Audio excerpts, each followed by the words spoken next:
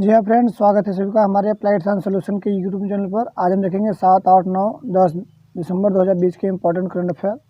आज के current affair का पीडीएफ हमने डिस्क्रिप्शन लिंक में दे रखा है, 5 डाउनलोड कर सकते हैं। तो चलिए शुरू करते हैं आज का important current affair. Corey Anderson ने हाल ही में अंतर्राष्ट्रीय क्रिकेट से संन्यास की घोषणा की है। वह किस देश के एक ऑलराउंडर थे? तो देखेंगे 4 ऑप्शन है: Australia, West Indies, New Zealand, England. तो सही ऑप्शन है न्यूजीलैंड। न्यूजीलैंड का ऑलराउंडर कोरी एंडरसन ने अंतर्राष्ट्रीय क्रिकेट से संन्यास की घोषणा कर दी है। लेन देन का आरटीजीएस सिस्टम किस दिन से प्रभावी होने के साथ 24 घंटे उपलब्ध कराया जाएगा? तो देखेंगे भारतीय रिजर्व बैंक ने घोषणा की कि रियल टाइम ग्रॉस सेटलमेंट नागरिक वर्ष के सभी दिनों में 24 घंटे उपलब्ध कराया जाएगा, जो 14 दिसंबर 2020 को 3 बजे से प्रभावी होगा। वर्तमान में आरटीजीएस प्रणाली सुबह 7 बजे से शाम 6 बजे तक के बीच है। उस भारतीय का नाम बताएं जिसे 2020 के लिए the state times Asian of the में नामित किया गया है। देखेंगे सही ऑप्शन है पुणे स्थित सीरम इंस्टीट्यूट ऑफ एसआईआई के मुख्य कार्यकारी अधिकारी आर पुरी पूनावाला को 2020 के लिए सिंगापुर के प्रमुख दैनिक द स्टेट टाइम्स द्वारा 6 state times Asian of the year के रूप में नामित किया गया है।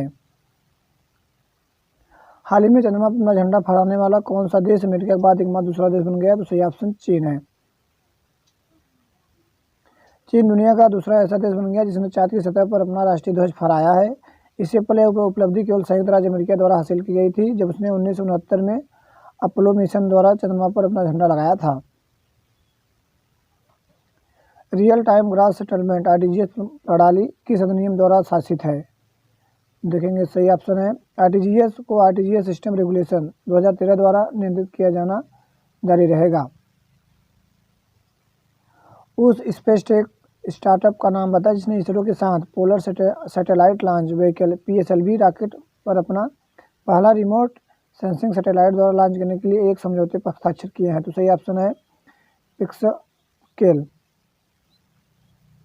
बेंगलुरु स्थित अंतरिक्ष प्रौद्योगिकी स्टार्टअप पिक्सलसेल ने 2021 की शुरुआत में इसरो के versatile polar satellite launch vehicle PSLV rocket पर अपने पहले रिमोट सेंसिंग उपग्रह पर लॉन्च करने के लिए भारतीय अंतरिक्ष इसरो के साथ एक समझौते पर हस्ताक्षर किया है। भारत में सशस्त्र बल झंडा दिवस कब मनाया जाता है? तो सही ऑप्शन 7 दिसंबर है।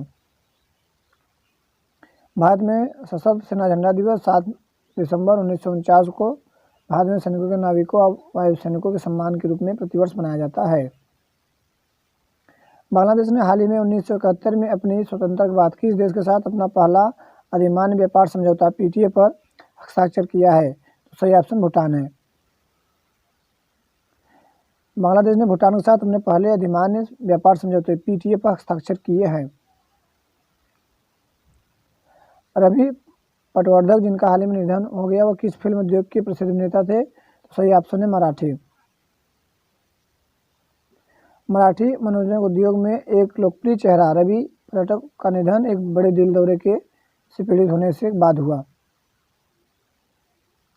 एडीबी द्वारा Bengaluru smart energy efficient power distribution project के लिए शहर में बिजली वितरण प्रणाली को आधुनिक बनाने और अपग्रेड करने के लिए कितनी राशि स्वीकृत की गई है? देखेंगे मनीला स्थित एशियाई विकास बैंक एडीबी ने बेंगलुरु कर्नाटक में बिजली वितरण प्रणाली को आधुनिक बनाने और उन्नत करने के लिए 190 मिलियन लगभग 1400 करोड़ ऋण पर हस्ताक्षर किए हैं। अंतर्राष्ट्रीय नागरिक विमानन दिवस प्रतिवर्ष किस दिन मनाया जाता है? देखेंगे सही ऑप्शन है हर साल 7 दिसंबर को अंतर्राष्ट्रीय नागरिक उड्डयन दिवस मनाया जाता है। और इस बार का थीम है ग्लोबल एविएशन डेवलपमेंट के लिए एडवांस इनोवेशन। यह थीम अब से 2023 तक के लिए मान्य है। मनु मुखर्जी जिनका हाल ही में निधन हो गया, वे अवरुद्ध थे। सही ऑप्शन है बंगाली अभिनेता। वो एक अभिनेता थे जिनका हाल ही में कार्डियक अरेस्ट के बाद निधन हो गया। नरेंद्र सिंह कंपनी ने जिन्होंने 1956 में निम्नलिखित में किस शब्द को पढ़ा 94 वर्ष की उम्र में निधन हो गया? तो उनका ऑप्टिकल स्पेक्ट्रम शब्द उन्होंने दिया था, जिनका हाल ही में निधन हो गया है। फाइबर ऑप्टिक्स के जनक कहे जाने वाले नरेंद्र सिंह कपानी का 94 वर्ष की आयु में निधन हो गया है। किस बैंक ने हाल ही में लेस द लीडिंग सॉल्यूशन नामक ऋण प्रबंधक पर समाधान शुरू किया है? तो इसमें से सही ऑप्शन है पंजाब नेशनल बैंक। पीएनबी ने ऑनलाइन ऋण प्रसंस्करण और ऋण प्रस्ताव की मंजूरी में सटीकता को बनाए रखने और के लिए एक तकनीकी आधारित ऋण प्रबंधन लेस द लीडिंग सॉल्यूशन पर हस्ताक्षर किए हैं।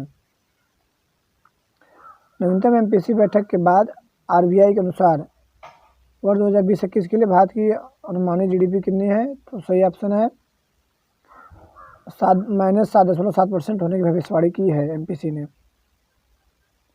टाइम्स की पत्रिका द्वारा कीड ऑफ ईयर पुरस्कार के पहले संस्करण के विजेता का नाम क्या है? तो इसमें सही ऑप्शन देखेंगे हम है भारतीय अमेरिकी वैज्ञानिक आविष्कारक गीतांजलि राव को प्रतिष्ठित टाइम्स पत्रिका द्वारा पहली बार कीड ऑफ द ईयर के रूप में नामित किया गया है। विश्व मृदा दिवस कब मनाया जाता है? तो सही ऑप्शन है 5 दिसंबर को विश्व मृदा दिवस मनाया जाता है। ग्लोबल 2020 टीचर प्राइज किसने जीता है? तो इसमें से सही ऑप्शन है रंजीत सिंह डिसाले। महाराष्ट्र के सोलापुर जिले के परितवाड़ी गांव में जिला परिषद प्राथमिक विद्यालय के एक सरकारी शिक्षक रंजीत सिंह डिसाले ने 2020 का वैश्विक शिक्षक पुरस्कार जीता है।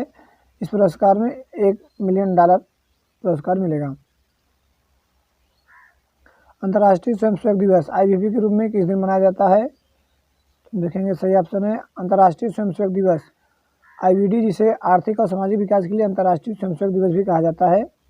यह हर साल 5 दिसंबर को मनाया जाता है।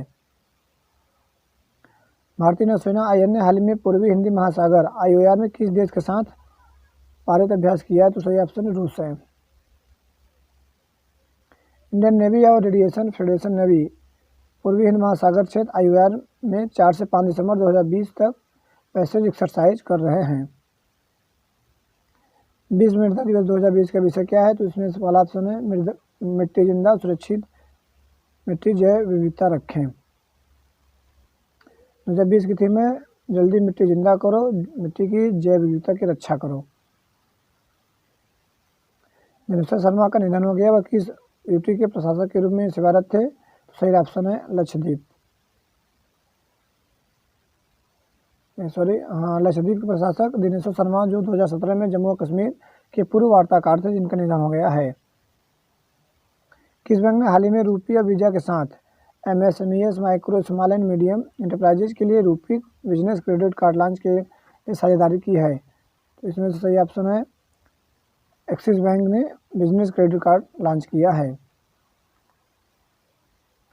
निम्नलिखित में से कौन अब्दुल कलाम अनटोल्ड स्टोरीज के साथ 40 वर्ष पुस्तक के लेखक हैं? इसमें सही ऑप्शन है ए सीतोनु पिल्लई।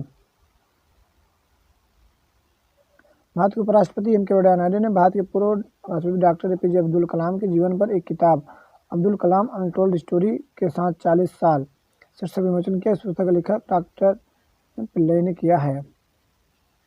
केंद्र सरकार ने करदाताओं के लिए तिमाही रिटर्न फाइलिंग और मासिक भुगतान के लिए कुल वार्षिक वेतन शुरू किया। इसमें सही ऑप्शन है 5 करोड़ रुपए तक वार्षिक कारोबार के साथ किया है। एशिया कप 2021 की मेजबानी कौन कर रहा है? तो इसमें सही ऑप्शन है श्रीलंका। श्रीलंका जून 2021 में श्रीलंका कप की मेजबानी करेगा। किसी भारतीय एएमसी ने भारत का पहला अंतर्राष्ट्रीय आईटीएन ऑफ फंड लॉन्च किया है? इसमें से ऑप्शन है कोटक एशियन मैनेजमेंट कंपनी। किस देश ने खाद्य और कृषि संगठन द्वारा अंतर्राष्ट्रीय राजा भूमिबोल विश्व मृदा दिवस पुरस्कार जीता है? तो इसमें सही ऑप्शन है भारतीय कृषि अनुसंधान आईसीएआर ने खाद्य और कृषि संगठन एफएओ द्वारा प्रतिवर्ष प्रस्तुत किए जाने वाले 2020 के लिए प्रतिष्ठित अंतर्राष्ट्रीय किंग भूमिबोल विश्व मृदा दिवस जीता है।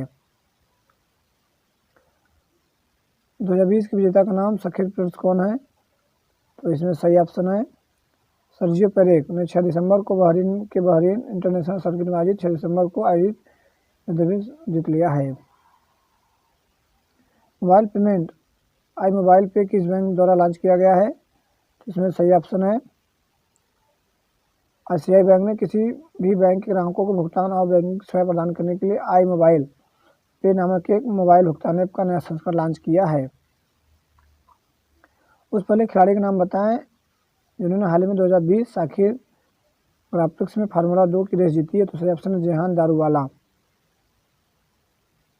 जेहान दारूवाला ने दिसंबर 2020 को इतिहास रचा क्योंकि वह 2020 के साखिर ग्राफ्टिक्स में फार्मूला रेस 2 की रेस जीतने वाले पहले भारतीय बने। मधुकर गंगाधर का हाल ही में निधन हो गया। निम्नलिखित किस क्षेत्र से जुड़े थे? तो इनका क्षेत्र है लेखक। मधुकर गंगाधर का 88 वर्ष की आयु में निधन हो गया। किसने तीसरा रविन्द्रनाथ टैगोर साहित्य पुरस्कार जीता है? तो सही ऑप्शन है the city and the city का तीसरा पुरस्कार रविन्द्रनाथ टैगोर साहित्य अकादमी जीता है राजकमल झा। REIT का पूर्ण रूप क्या है? तो हम देखेंगे सही ऑप्शन इसमें से REIT का मतलब रियल एस्टेट इन्वेस्टमेंट ट्रस्ट।